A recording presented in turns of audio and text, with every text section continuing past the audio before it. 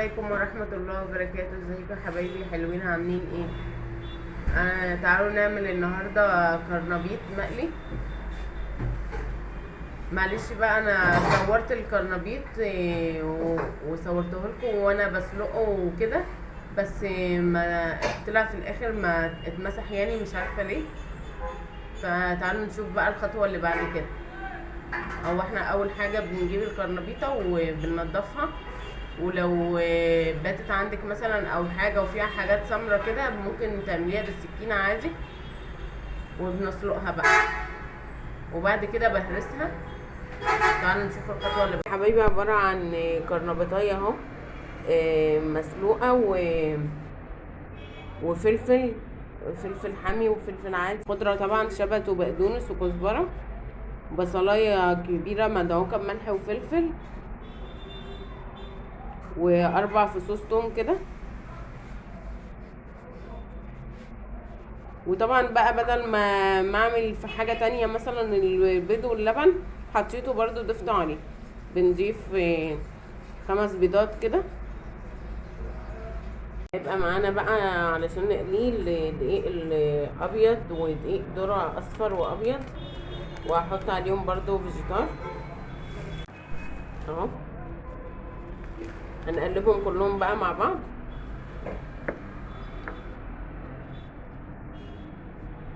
مع الخلطة اللي احنا عاملينها دي اللبن اهو، معلقتين لبن كده، ونقلبهم مع بعض. اصفر وابيض وفيجيتار ودقيق عادي. عايزه تضيفي توابل على الدقيق ماشي، بس هو اصلا متبل الحاجات دي اهو.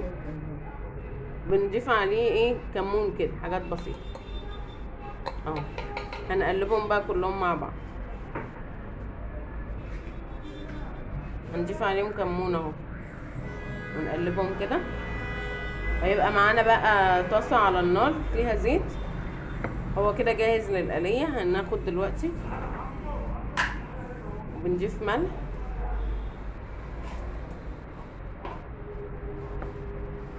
نقلب بقى كل الخليط ده مع بعضه. بناخد بقى قطعه كده بايدينا ونعملها كده، ونقوم عاملينها بالدقيق كده. كنا الاول بنحطها الاول في اللبن والبيض، فانا ضفت كله مع بعض اهو.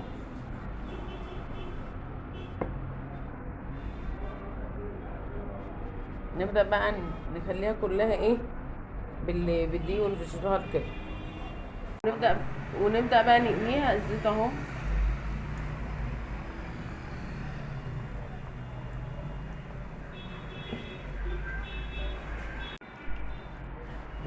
وبنعمل معاكم واحده كمان اهو، نبطط كده علشان انا بحب القرنبيط اللي هو المهروس ده، عن في ناس بتحبه مقلي بس ورده كده. انا بحب الطعم ده. ماما بقى ربنا يديها الصحه بتعمله لنا بطعمه جميل.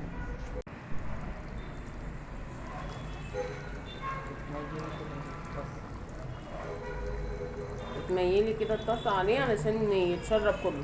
لو عندك قلايه بقى بتاعه الزيت دي بتبقى حلوه برضه. متقلبوهوش الا لما تحسي ان هو اتحمر بس من تحت عشان ما يتهراش منك.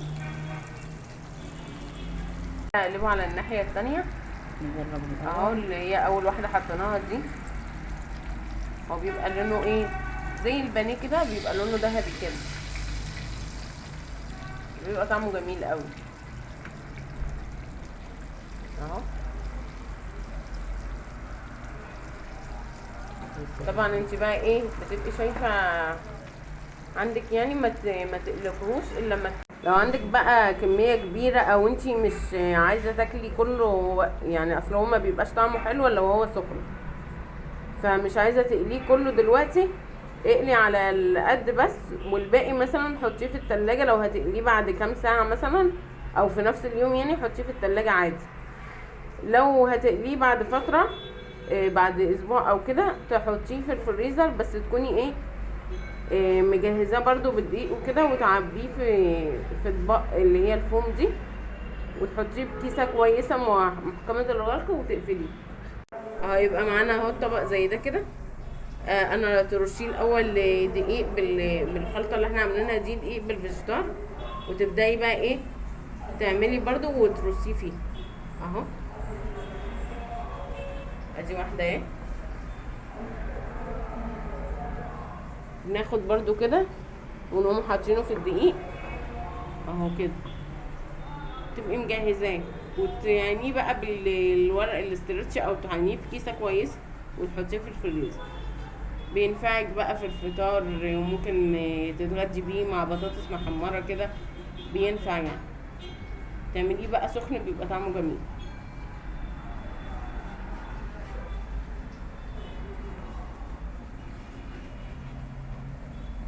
الطبق ده خد 2 ولسه اهو. ولو انتي مثلا حاجه بسيطه تعملي مثلا من اللي هو الطبق الصغير، تعملي 2 على قد الفطار او العشاء كده يعني. بنعمل احنا بقى الطبق ده 4 اهو. ولو عايزه اكتر من كده بتحطي ما بين الطبقات زي كيسه كده وتحطي التاني كمان.